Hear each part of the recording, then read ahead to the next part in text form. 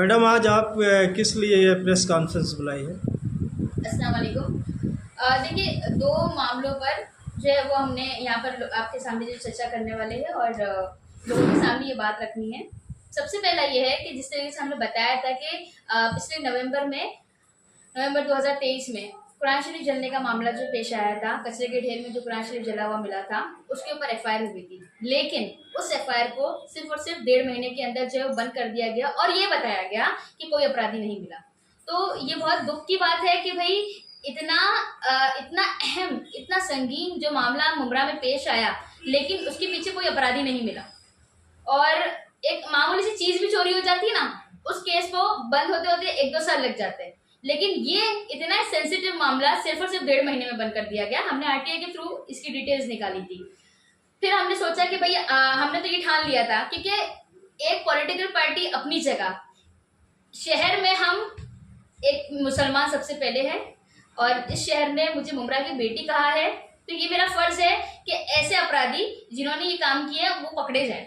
और एक मुसलमान होने के नाते जब अल्लाह मुझसे आखिरत के दिन पूछेगा कि भाई तुमको ये अथॉरिटी थी, तुम इतने कैपेबल थे कि तुम जाकर जो है वो इस चीज पर कार्रवाई करवा सकते थे, तो तुमने क्यों नहीं करवाया, तो मुझे अल्लाह को भी इसका जो जवाब देना है। तो हमने जो है पुलिस कमिश्नर जो है आशुतोष दुम्बारे सर, उनको जो है हमने ये लेटर दिया है और हमने उनको जो है वो केस रीओपन करने के लिए कहा।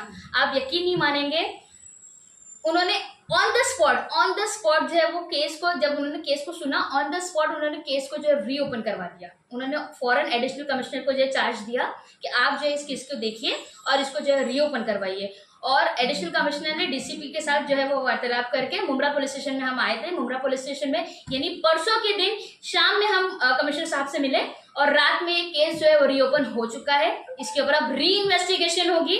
अब ये जो कुरान शरीफ जला हुआ मिला उसके ऊपर फॉरेंसिक जांच भी होगी और जहां पर वीडियो मिला या जो भी है, क्योंकि अपराधी पकड़ा ही नहीं गया, कोई ऐसा हो नहीं सकता। तो मुसलमानों, मतलब मुमरा शहर के जो मुसलमान हैं उन सब के लिए जो है ये मेरी तरफ से एक मैसेज था कि भाई हमने जो है वो केस रीओपन करवा दिया है और इंशाल्लाह जल्दी जो है वो अपराधी पकड़ा जाएगा इंशाल्लाह। और दूसरा जो सबसे अहम मुद्दा जहाँ पर लोग जो है आके राजनीति कर रहे हैं, यानी हमारी जो आखिरत की जगह है उस जगह को भी लोगों ने छोड़ा नहीं। रिजर्वेशन की जगह खा गए, बनना कुछ था बन गया कुछ और, ऐसे कई चीजें हैं। तो उसमें एक कब्रिस्तान, कहते ना कुछ मिला नहीं मिला, हमारे यहाँ पर तो यही हिसाब चल रहा है कि आज हम टैक्स देते हैं, इसका फायदा जो है वो हमारी आने वाली जनरेशन उठाती है। लेकिन ये कब्रिस्तान एक ऐसा हमारे साथ हो गया है कि होगी भी ना के बराबर है और फायदे का नहीं है। क्योंकि हमारे यहाँ पर कब्र में जब बारिश के दिनों में मोस्टली हर साल ये मामला पेश आता है कि भाई जब भी कब्र खोदो तो उसमें से पानी निकलता है। अब वो पानी जो है वो 110 ऐसा है कि भाई ये नाले का पानी है क्योंकि वो नाले पर बना है। तो हमने जो है थाने म्यूनिसिपल कमिश्नर साहब से जो है इस चीज़ की मांग की कि आप इस नाले का पानी और कब्र में आने वाला पानी, इन दोनों की फॉरेंसिक जांच करवाएं। तो इसके लिए क्या वो राजी हुए? क्या इसके लिए वो राजी हुए? उन्होंने यही कहा कि भाई हम इसकी जांच करवाएंगे, क्योंकि हमने इसका एक बार जाके, मतलब जब लेटर दिया उसके बाद हमने फॉलो अप भी किया कि भाई वो क्या कह रहे हैं। उन्होंने कहा कि अगर पानी आ भी रहा है ना तो हम भरनी करवाएंगे। मैंने बोला नहीं, हमको इसकी पहले फॉरेंसिक जांच करवानी है और फॉरेंसिक जांच करवाइए। अगर ये पानी सेम निकला तो हम वहाँ पर किसी को भी तकसीम करने नहीं देंगे। दूसरी बात यह है कि आप अगर देखोगे जो कब्रिस्तान है वो मेन रोड से 2 फीट नीचे है। और अगर आप वहाँ पर अंदाजा आपने एक देखा होगा कि आसपास के जो प्रोजेक्ट्स भी बन रहे हैं, जो बिल्डिंगें बन रही है वहाँ पर, वो खुद रोड से 6 फीट ऊपर है।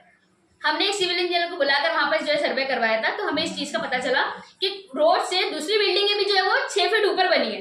तो हमारा कब्रिस्तान तो फिर भी रोड के 2 फीट नीचे है। पानी आना तो लाजिम है, नीचे नाला है तो पानी तो आएगा ही आएगा।